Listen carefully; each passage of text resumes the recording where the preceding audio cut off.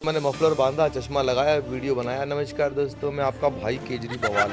Phone करके लोग धमकाते थे, मुझे गालियां देते थे। एक का फोन आया एक बार सोनीपत से, तो मुझे धमकाने के लिए फोन आया, तेरे घर के बाहर ट्रैक्टर खड़ा करेंगे। तो मैंने उससे पूछा, भाई तू ट्रैक्टर खड़ा करेगा तो मैं अपना ट्रैक्टर कहाँ खड़ा करूंगा। पर आप केजरीवाल जी को बड़ा ही टारगेट कर रहे हैं, अपने शोज आप बना रहे हैं, पॉडकास्ट में भी आपने काफी कुछ जो है मिमिक्री के द्वारा बोला केजरीवाल जी को लेकर। तो क्या कुछ पर्सनली दुश्मनी है क्या केजरीवाल जी? नहीं, फिर राकेश टिकैत जी से पूछा कि भाई साहब हमारी टीम वर्ल्ड कप से बाहर होगी, क्या करोगे? आंदोलन होगा, आंदोलन पूरा होगा आंदोलन। आईसीसी के गेट पे करेंगे आंदोलन। अंपायर उंगली उठा के आउट देता है, बैट्समैन ऐसे कर देता है, कौन है बीच में अंपायर की जिससे बात होती है? आंदोलन होगा, पिच में बैठेंगे, क्रिकेट की बजाय गन्ने गड़ेंगे हमारे। ये वो आइटम। यदि राजनाथ जी आपके सच टॉक्स पे आते तो अध्यक्ष महोदय, जहाँ तक प्रश्न है इस पॉडकास्ट का, तो मैं कहना चाहता हूँ कि सभी युवाओं को वह इस पॉडकास्ट को देखें, ज़्यादा से ज़्यादा इसको शेयर एवं लाइक करें, सब्सक्राइब करें। और भारत के यूथ से मैं इतना ही कहना चाहता हूँ, डंके की चोट पर अच्छी कॉमेडी को प्रमोट करें। बोलिए भारत माता की जय। बहुत बढ़िया, बहुत बढ़िया। आपका जो अगर हम बैकग्राउंड देखें तो पॉलिटिशियन से कहीं ना कहीं जुड़ा हुआ है, तो कहते हैं कि कहीं ऊपर से दबाव तो नहीं बन रहा आम आदमी पार्टी या कांग्रेस को टारगेट करने का? भाइयों बहनों, मेरे देश में एक चैनल है सच टॉक्स, और उसमें ये जो आज का पॉडकास्ट है ये बड़ा यूनिक है, ये मिमिक्री का है, ये हास्य विनोद का है। तो इसी तरह से उसको देखिए और चैनल को सब्सक्राइब कीजिए, लाइक कीजिए और गालियों वाली कॉमेडी से मेरे देश के युवाओं को बचाइए। नमस्कार दर्शकों, बहुत बहुत स्वागत है आप सभी का हमारे चैनल सच टॉक्स में, और मैं हूं आपके साथ शिवानी मांगवानी। तो मेरे साथ आज बहुत ही खास मेहमान मौजूद हैं। मेरे साथ हैं आज दीपक सैनी, जो कि लोगों को अपनी मिमिक्री से हमेशा हंसाते हुए नजर आए हैं, और जो हंसना भी ना चाहें उनको भी हंसने पर मजबूर कर देते हैं। तो आज हम भी बात करेंगे और देखेंगे कि क्या दीपक हमको भी हंसने पर मजबूर कर पाते हैं या नहीं। चलिए जानते हैं। बहुत बहुत स्वागत है दीपक आपका हमारे बहुत बहुत चैनल। धन्यवाद आपका, और आपके सभी दर्शकों को मेरा नमस्कार जी। दीपक, आप जैसे सालों से मिमिक्री करते आ रहे हैं और लोगों को खूब हंसा रहे हैं, लेकिन अभी हाल ही में देखा जा रहा है आप केजरीवाल जी को बड़ा ही टारगेट कर रहे हैं, अपने शोज आप बना रहे हैं, पॉडकास्ट में भी आपने काफी कुछ जो है मिमिक्री के द्वारा बोला केजरीवाल जी को लेकर। तो क्या कुछ पर्सनली दुश्मनी है क्या केजरीवाल जी से? नहीं, मेरी क्यों दुश्मनी होगी? मैं आर्टिस्ट हूँ। जी। मेरी दुश्मनी हर उस व्यक्ति से है जो सनातन के खिलाफ काम कर रहा है, हाँ। और समाज में कुछ गलत कर रहा है तो मैं उस पर व्यंग करता हूँ। मैं कोई तीर तो चला नहीं रहा, मैं व्यंग बाण चला रहा हूँ सिर्फ। जी। असली वाले बाण नहीं चला रहा मैं। मतलब इनडायरेक्ट वे में हंसी मजाक में बातें आप पहुंचा तो रहे मैं हैं वही लोगों कर तक। सकता। एक्चुअली क्या है, मैं जहाँ रहता हूँ दिल्ली में, तो हमारे घर से हाँ। लगभग 200 मीटर की दूरी पे एक बहुत प्राचीन हनुमान मंदिर है। होगा लगभग 150 साल पुराना हनुमान मंदिर होगा। जी। उसके सामने शराब का ठेका खुल गया। ये जो नई वाली शराब नीति आई थी उसमें। जी। जी। तो भाई मैं कलाकार हूँ, मैं क्या कर सकता हूँ? हमने थोड़ा सा प्रोटेस्ट किया हमारे लोगों ने, जहाँ मैं रहता हूँ। तो वो जिसका ठेका था उसने बताया, जी मैं बिजनेसमैन हूँ, मैंने इतना करोड़ों रुपया सरकार को दिया है, मेरी गलती क्या है? मैंने कहा देखिए, भाई, कुछ लोग तो ये भी कह रहे हैं कि भाई जो आपका जो अगर हम बैकग्राउंड देखें तो पॉलिटिशियन से कहीं ना कहीं जुड़ा हुआ है, तो कहते हैं कि कहीं ऊपर से दबाव तो नहीं बन रहा आम आदमी पार्टी या कांग्रेस को टारगेट करने का? मेरे ऊपर नहीं, मैं किसी पार्टी का मेंबर नहीं हूँ, मेरे ऊपर कौन दबाव बना? आर्टिस्ट जी। हम आर्टिस्ट को कभी दबाया नहीं जा सकता। जी। और जो दबते हैं वो आर्टिस्ट नहीं होते। मैं वैसा वाला कभी आर्टिस्ट नहीं हूँ जो कभी इस पार्टी में कभी उस पार्टी में चले जाते हैं। तो केजरीवाल जी की बता रहा था मैं आपको, तो मैं क्या कर सकता था? वो शराब का ठेका मुझे मेरी आंखों में खटकता था वो मंदिर के सामने। तो मैंने मफलर बांधा, चश्मा लगाया, वीडियो बनाया। नमस्कार दोस्तों, मैं आपका भाई केजरी बवाल। वो वायरल हो गया, बिल्कुल, और खूब वो वायरल हुआ, और इतना वायरल हुआ कि उसके बाद बीजेपी का प्रोटेस्ट शुरू हुआ। तो मेरा ये मानना है कि वो सबसे पहले इशू मैंने उठाया दिल्ली के अंदर। जी। तो उसके उसके बाद बाद यानी कि बीजेपी आई, बीजेपी ने मेरी वीडियोस को शेयर किया, मुझे अच्छा लगा कि कलाकार को उन्होंने सपोर्ट भी किया। देखिए, कुछ लोग तो ये भी कह रहे थे कि भाई बीजेपी के साथ शायद इनकी कुछ मिली भगत है, बीजेपी के साथ इनका कुछ गठबंधन चल रहा है, शायद इसीलिए ये टारगेट करते हैं दूसरी विपक्षी पार्टियों को। नहीं, ऐसा कुछ भी नहीं। विपक्ष कहाँ है भाई? केजरीवाल सत्ता है दिल्ली के अंदर। विपक्ष अभी नहीं है। जेल में बैठे हैं वो, आपका इस पर क्या कहना है? जेल में बैठे हुए भी सीएम है वो। अच्छा। हाँ, तो वो सबसे पहले तो मैं आपके दर्शकों को बता दूं, तो आप सबको ये लगता है कि मैं विपक्ष को टारगेट कर रहा हूँ। दिल्ली के अंदर भाई केजरीवाल सत्ता है, विपक्ष हम है। मैं विपक्ष में हूँ, मैं उन पर व्यंग कर रहा हूँ, मैं उनको बता रहा हूँ जो उन्होंने शराब के ठेके खोले और आखिरकार वो बंद हुआ। जी। वो नीति वापस हुई, लेकिन वो ठेका आज भी मंदिर के सामने खुला हुआ है। आप कहेंगे तो पता, मैं आपको बता दूंगा, अभी नहीं बता रहा, वरना ये लोग समझ जाएंगे मैं कहाँ रहता हूँ। कल मेरे घर के बाहर ही दिन का शुरू हो जाएगा। जी। तो झाड़ू मतलब वाला आपको इस चीज को लेके पर्सनली भी टारगेट कोई करता है कि भाई करते हैं, लेकिन मैं उसको कभी तमाशा नहीं बनाता। आपकी करियर पर कितना असर पड़ता है इस चीजों से? बहुत असर पड़ता है भाई। हम जहाँ रहते हैं, जिस प्रदेश में रहते हैं, वहाँ के सीएम से खुला पंगा है तो पूरा असर पड़ता ही है। लाल किले में इतना बड़ा कार्यक्रम होता है दिल्ली जी। सरकार का, उसमें मेरा नाम कई बार आया, सीएम साहब ने खुद कटवाया। अच्छा, ऐसा भी हुआ है? ऐसा भी होता है। इसके अलावा हाँ। सरकार के जितने भी कार्यक्रम होते हैं सांस्कृतिक, उसमें हम पहले रहते थे, कांग्रेस के समय भी मैं रहता था उसमें।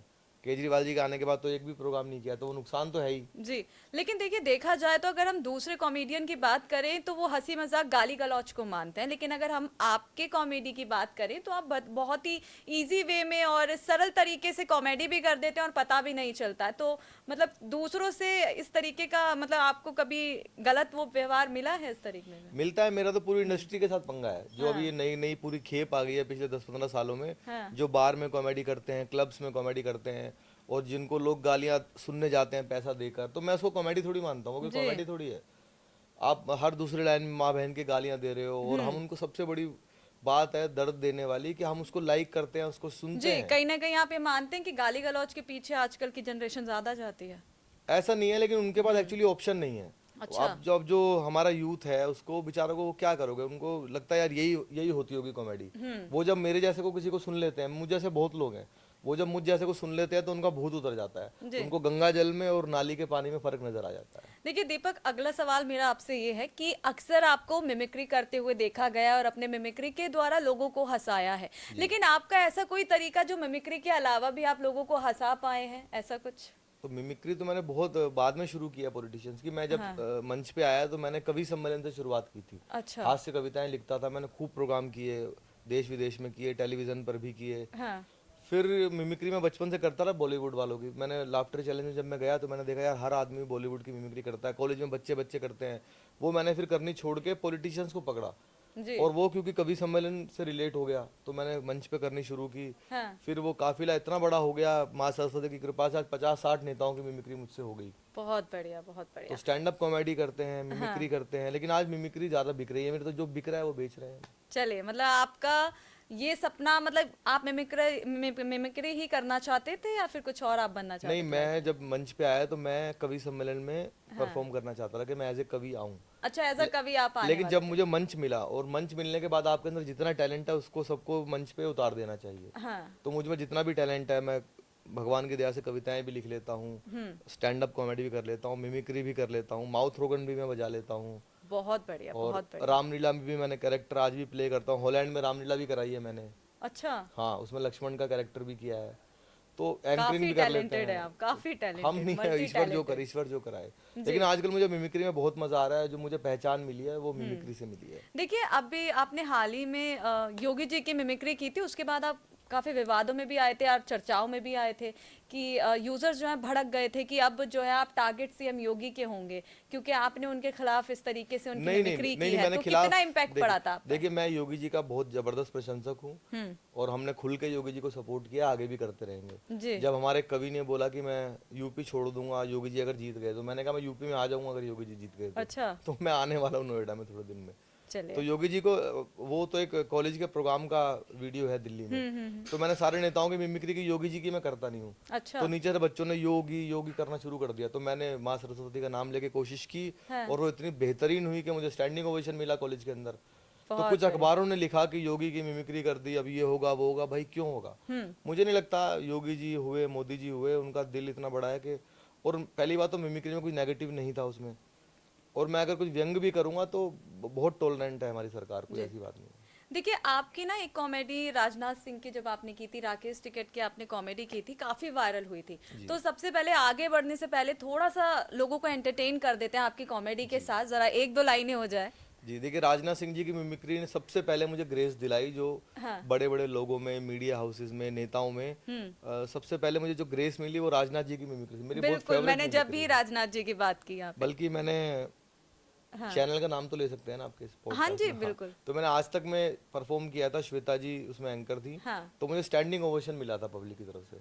तो राजनाथ सिंह जी की मिमिक्री मैं बचपन से कर रहा हूँ और मुझे बहुत अच्छा लगता है। तो आपके दर्शकों के लिए, यदि राजनाथ जी आपके सच टॉक्स पे आते तो कैसे बात करते, कोशिश कर।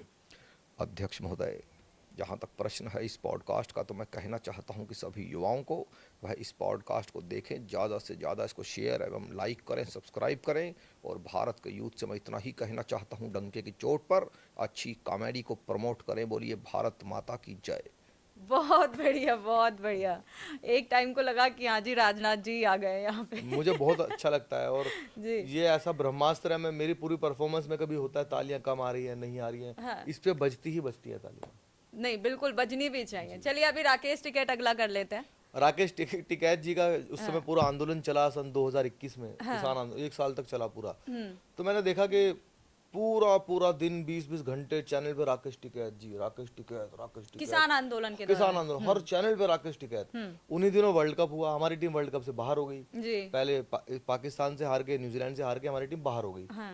अब भाई देश बड़ा मायूस हो गया। मैंने कहा यार मैं क्या करूं भाई, किससे पूछूं, कहाँ टक्कर मारूंगे, हमारी टीम क्यों हार गई। तो मैंने कहा भी राकेश टिकैत से ही पूछते हैं। तो सपने में मैंने वो आइटम बनाया कि सपने में राकेश सपने टिकैत, में बनाया। आइटम ऐसे ही बनते हैं। अच्छा। अब असली में तो मैं क्यों पूछूंगा उनसे। तो मैंने कहा भी राकेश टिकैत जी से पूछा कि भाई साहब हमारी टीम वर्ल्ड कप से बाहर होगी, क्या करोगे। हाँ। आंदोलन होगा, आंदोलन होगा, आंदोलन पूरा होगा आंदोलन। मैं कहा जी कहाँ होगा। ये करेंगे आईसीसी के गेट पे करेंगे आंदोलन। मैं कहा जी आईसीसी, हाँ ये जो इंटरनेशनल कांग्रेस कमेटी जो क्रिकेट करवाती है, वहाँ होगा आंदोलन। और मांग करेंगे, मांग। मैं कहा जी क्या मांग करोगे। जी। मांग करेंगे कि दोनों मैच जो आ रहे हैं दोबारा करवाओ, ये मैच दोबारा होंगे, रन रेट का कानून बनेगा। इस टीम का रन रेट बढ़ गया, उस टीम का घट गया, कौन बढ़ाता है रन का रेट, रन रेट का कानून बनेगा। एक और समस्या है क्रिकेट में, अंपायर उंगली उठा के आउट देता है, बैट्समैन ऐसे कर देता है, अंपायर किसी से बात करके नोट आउट कर देता है। ये कौन है बीच में अंपायर की जिससे बात होती है, उसकी जांच होगी, आंदोलन होगा, पिच पे बैठेंगे और विकेट की बजाय गन्ने गड़ेंगे हमारे। अरे तो बहुत ये वो बढ़िया। आइटम था, इतना वायरल हुआ वो, इतना राकेश दीपक- टिकैत साहब ने खुद लाइक किया है तो इसको ये, Twitter हाँ पे। जी, मेरा सवाल यही था, क्या राकेश जी ने आपका देखा वीडियो? हाँ, राकेश टिकैत साहब ने खुद इस वीडियो को लाइक किया है खूब। अच्छा। और जब ये आइटम मैंने किया तो खूब मेरे पास गाली गलौज होती थी। फोन करके लोग धमकाते थे, मुझे गालियां देते थे। एक का फोन आया एक बार सोनीपत से, जी। तो वो राकेश टिकैत जी का प्रशंसक होगा, तो मुझे धमकाने के लिए फोन आया। अच्छा, कहता धमकियां भी भाई आपको मिली? तेरे घर के बाहर ट्रैक्टर खड़ा करेंगे।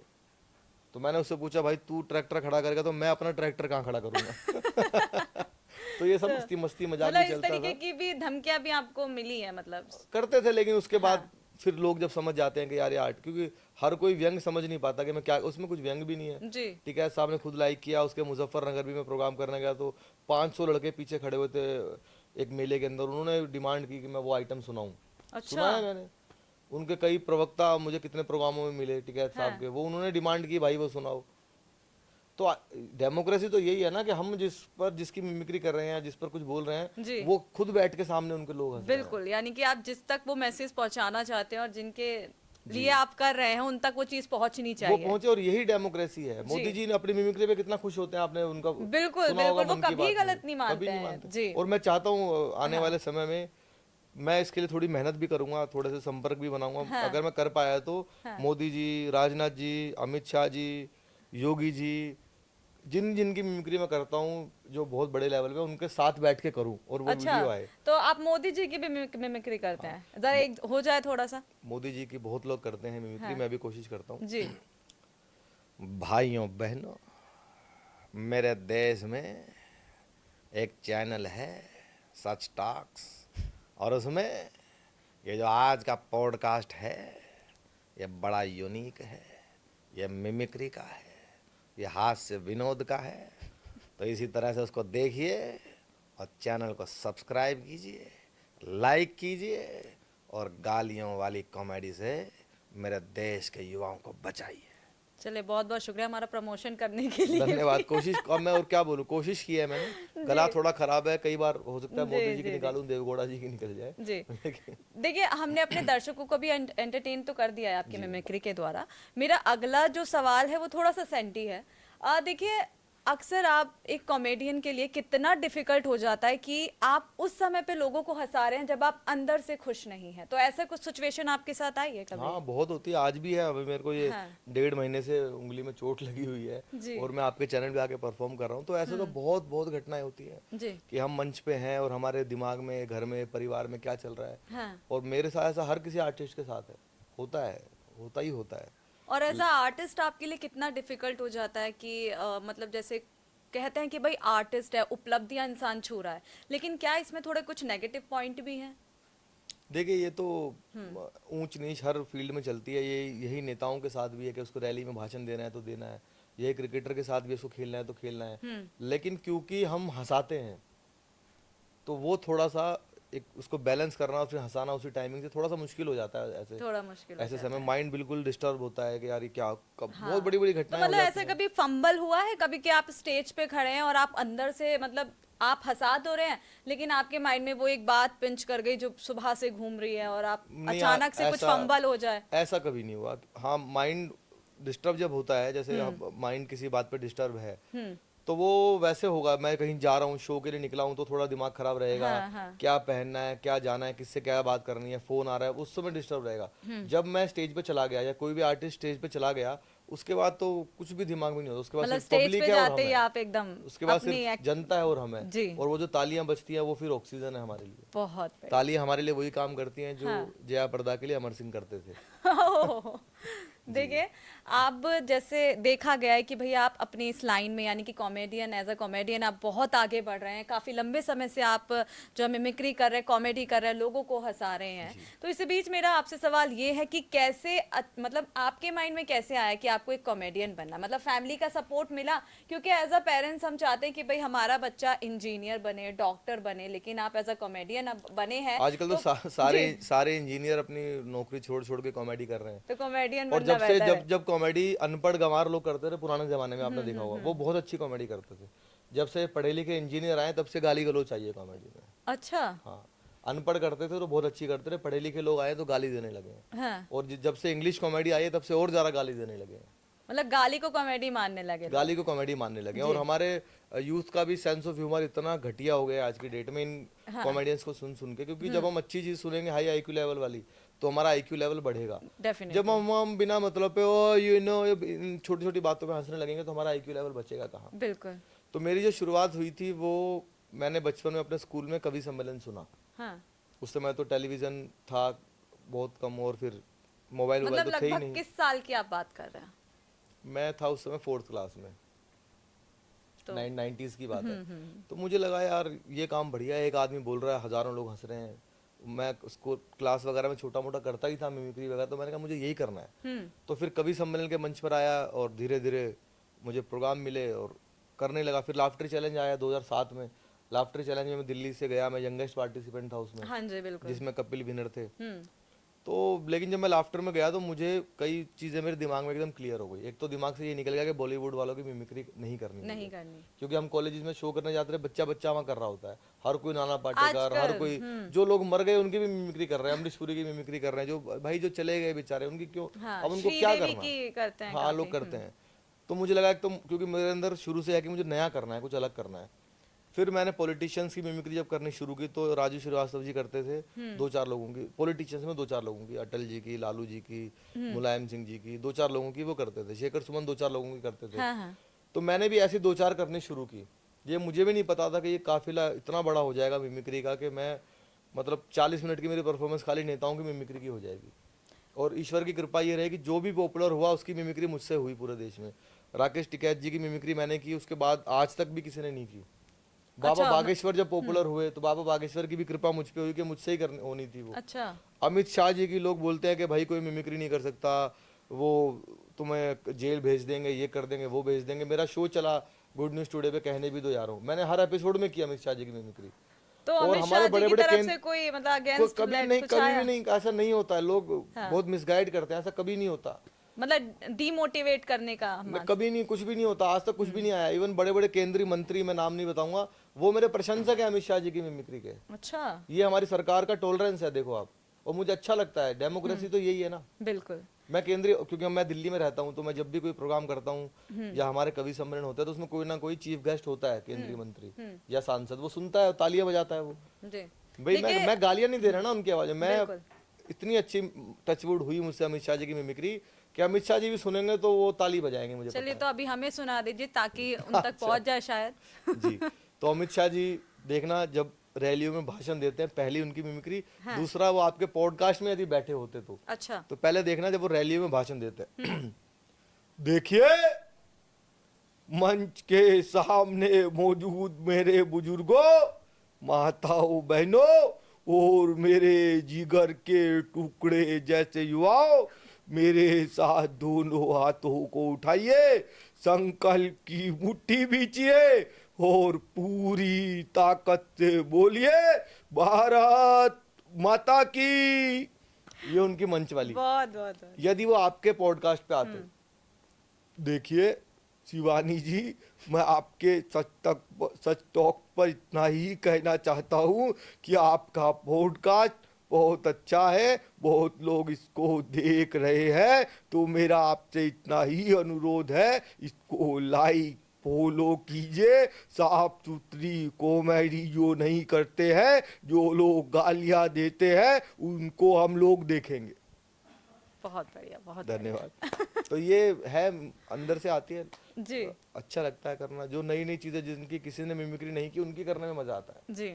मतलब मेरा सवाल देखिए, मिमिक्री आपकी सुन ली और लाजवाब है कसम से, लेकिन इस बीच मेरा सवाल अभी भी बरकरार है, हाँ जी। फैमिली ने सपोर्ट किया कि नहीं किया? देखिए, जब शुरू में आए थे तो मैं आपको बताता हूँ, हमारी हाँ। पूरी फैमिली में तो किसी को ये भी नहीं पता था कि कवि सम्मेलन होता क्या है। जी। कि क्या करेगा ये क्यों सुनने जाता है। मैं सुनने बहुत जाता था कवि सम्मेलन, अगर रात अच्छा, रात को बस में मतलब बैठ बचपन के। से शौक हाँ था? हाँ, बचपन से पहले मैंने सुना है बहुत, उसके बाद मैं मंच पे आया हूँ। ऐसे नहीं मैं एकदम से प्लांटेड हो गए कहीं से आ गया तैयार होके। तो उनको लगता था भाई ये क्यों जा रहा है, रात बर्बाद करके आता है 4-4 बजे तक, क्या करेगा ये। तो चलो फिर मंच पे आए तो कुछ पैसे मिलने शुरू हुए।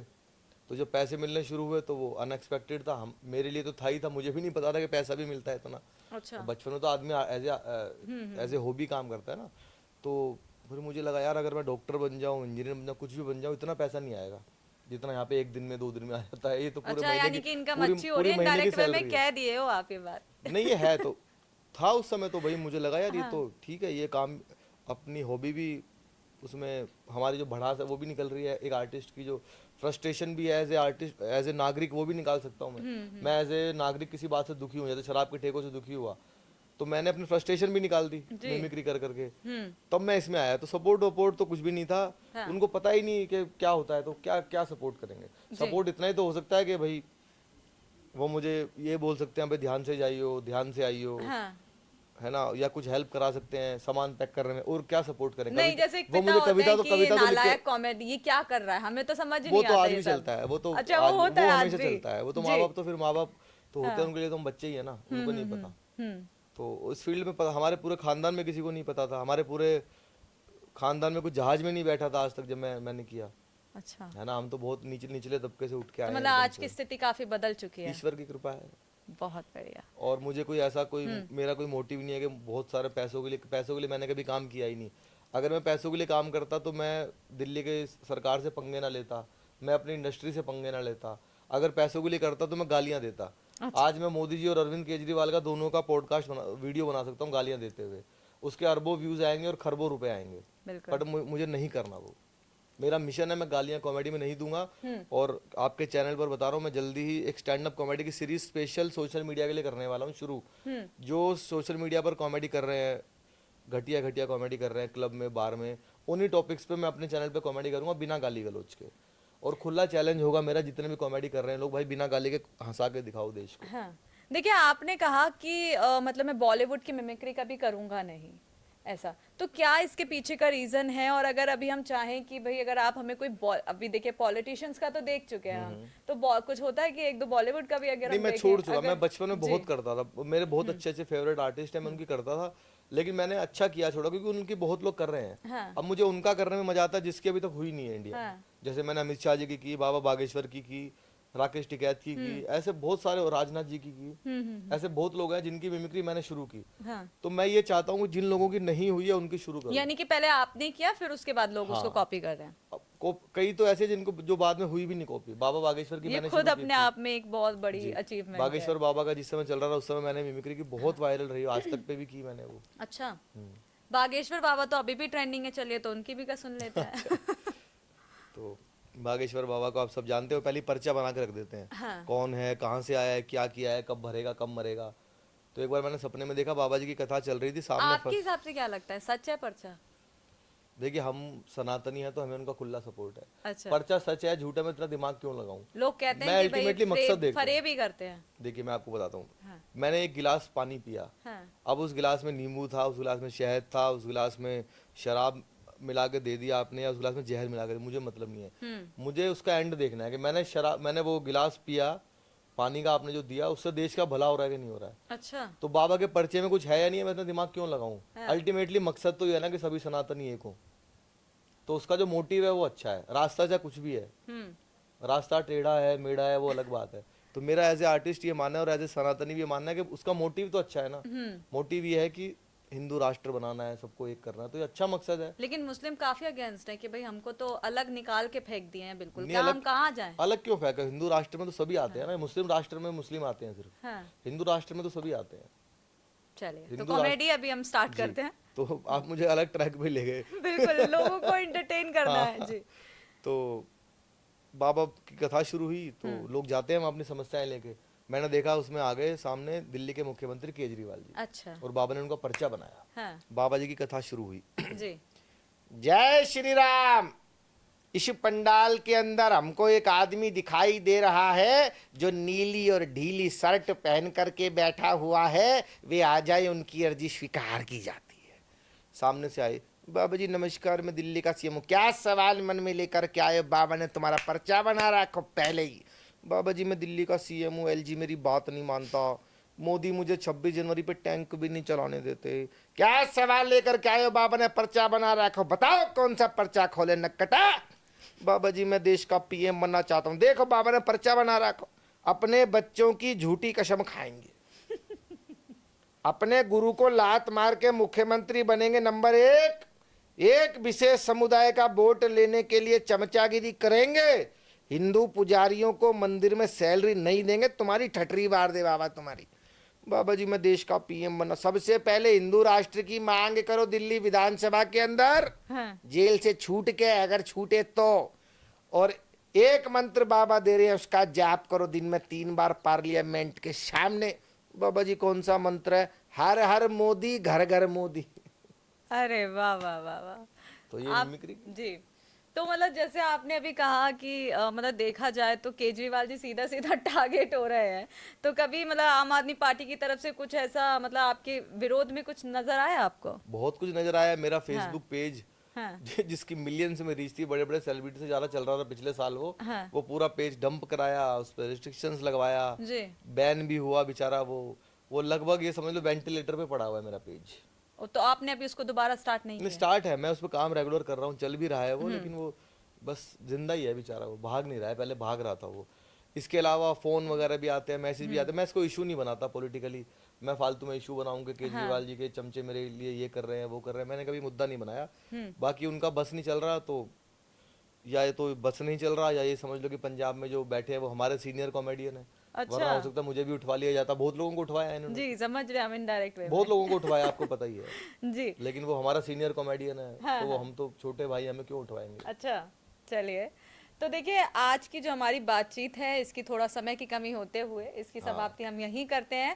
आगे आपका मतलब जो कॉमेडी का सफर है ऐसे ही जारी रहने वाला है, या कुछ और इसमें हमें नया इम्पैक्ट देखने को मिलेगा? कुछ अगर आप शेयर करना चाहें हमारे दर्शकों के साथ। देखिए, एक तो मैंने ना अपना अलग रखा हुआ है, सोशल मीडिया का कंटेंट और स्टेज का कंटेंट सब कुछ अलग है। तो अब मैंने एक स्टैंड अप कॉमेडी की सीरीज शुरू करने वाला हूँ जो बिल्कुल बिना गाली गलौज की होगी।